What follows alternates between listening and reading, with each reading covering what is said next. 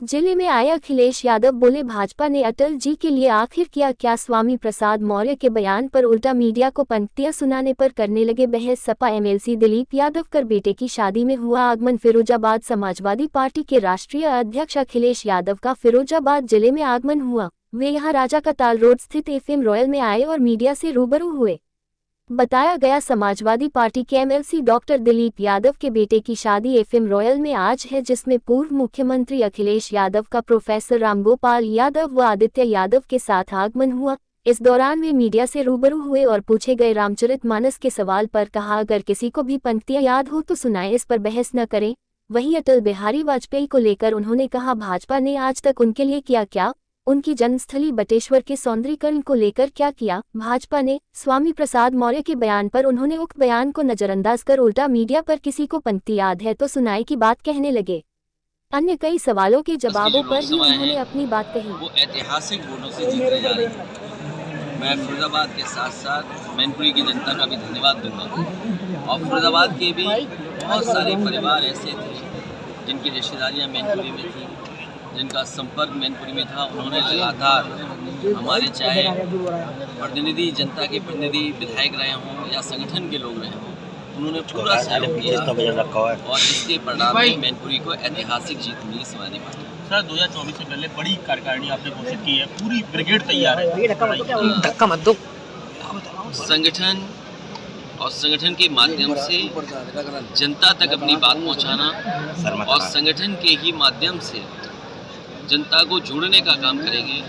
कोई वर्ग नहीं छोड़ेंगे जिसके बीच में समाजवादी पार्टी अपनी विचारधारा लेकर के न जाए। इस बार फिर से सर पिछड़ी वर्ग पर ज़्यादा फोकस है, क्या दिखती है इस तरह से? कोई वर्ग, मैंने कहा हर वर्ग के बीच में समाजवादी पार्टी जाएगी, क्योंकि जो काम समाजवादी पार्टी ने करके दिखाया, आपने कल ही देखा होगा जिसमें भारत को जीत हासिल हुई।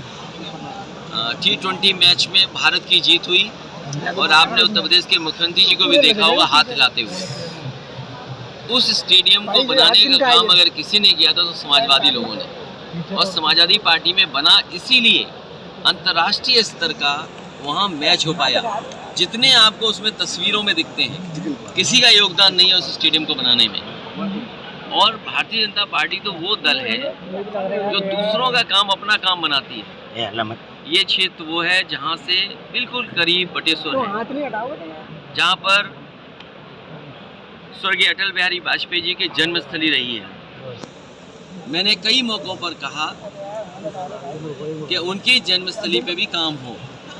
ये जो इकाना स्टेडियम है ये भगवान विष्णु के नाम पर बना था, लेकिन उन्होंने अटल बिहारी वाजपेयी जी के नाम पे कर दिया। हमें कोई उससे नाराज़गी नहीं है, लेकिन क्या भारतीय जनता पार्टी को बटेश्वर में यूनिवर्सिटी या स्पोर्ट्स का इस तरह का इंफ्रास्ट्रक्चर नहीं देना चाहिए था? लोक भवन जो समाजवादियों ने बनाया उसमें भी पूर्व प्रधानमंत्री जी की प्रतिमा लगा दी। कम से कम ये अपना काम बताएं, और नाम बदलना, दूसरे का काम अपना बनाना, और ये कोई ऐसा पहला काम नहीं हो रहा। ये पहली योजना का नाम नहीं बदला जा रहा, लगातार इसी तरह योजनाओं के नाम बदले इन्होंने। और सबसे बड़ी बात है, सबसे बड़ी, जहाँ मुगल गार्डन का नाम बदल दिया, अमृत उद्यान कर दिया। इस एक्सप्रेसवे पे आप देख लो, पूरा जो आगरा लखनऊ बना है, कहीं आप समाजवादी पार्टी के नेताओं के नाम नहीं देखोगे।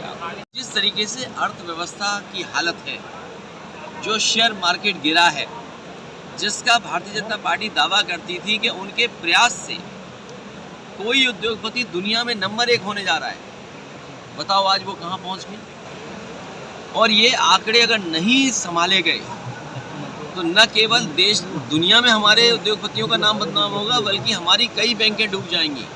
मुझे याद है उत्तर प्रदेश में एक बार विभाग ने प्रोविडेंट फंड का पैसा प्राइवेट कंपनी पे लगा दिया था, और जब प्राइवेट कंपनी डूबी तो प्रोविडेंट फंड भी डूब गया। उस समय जो वरिष्ठ अधिकारी थे उनके खिलाफ कार्रवाई हुई थी, उन्हें जेल तक जाना पड़ा था। मैं ये सवाल पूछना चाहता हूँ कि अब LIC का पैसा डूब रहा है, SBI का पैसा डूब रहा है। जिस तरीके से उत्तर प्रदेश में जेल गए थे, क्या SBI के या LIC के बड़े अधिकारी जेल जाएंगे कि नहीं जाएंगे? ये तो मामला केवल 1200 करोड़ का था, और अब तो भारत का 1 लाख करोड़ का मामला है। अब भारतीय जनता पार्टी को बताना चाहिए कि आखिरकार वो क्या कार्रवाई करेगी और डूबते हुए उद्योगपतियों को कैसे बचाएगी। सर, मुलायम सिंह यादव जी को पद्म भूषण सम्मान दिया गया, सर आप क्या कहना चाहते हैं? उस पर अभी हम नहीं कहेंगे, जब लेटर आ जाएगा तब कुछ कहेंगे। अखिलेश जी, अब राजनीति में रामचरित मानस का प्रवेश हो गया, भाजपा राम क्यों कहती है, अब राम क्या कहना चाहिए इस पे क्या है? बीजेपी जानबूझ करके जो महंगाई चरम सीमा पर, उस पर बात नहीं करेंगे, बेरोजगारी पे बात नहीं करेंगे। हालांकि मुझे नहीं कहना चाहिए, हमारे बगल में कारोबारी बैठे हैं, 1 लाख करोड़ का है कारोबार खाने वाले तेल का। क्या भारतीय जनता पार्टी एक उद्योगपतियों की मदद करती कि नहीं कर रही है? हालांकि किसान को गेहूं की कीमत मिली है, लेकिन इससे भी ज्यादा मिल सकती थी अगर सरकार थोड़ा कोशिश करती तो। आप बताओ, आज आटा खरीदना पड़ता है, महंगा हो गया कि नहीं हो गया? तो ये जानबूझ करके जो बुनियादी सवाल हैं उन पर नहीं चर्चा करना चाहते। चरम सीमा पर महंगाई है, चरम सीमा पर बेरोजगारी है, न्याय मिलना नहीं है।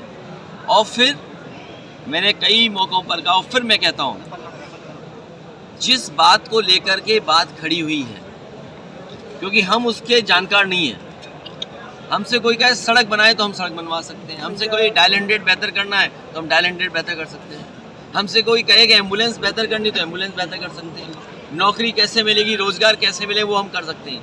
लेकिन हमारे मुख्यमंत्री तो योगी हैं, एक संस्थान से निकले जिसका एक अपना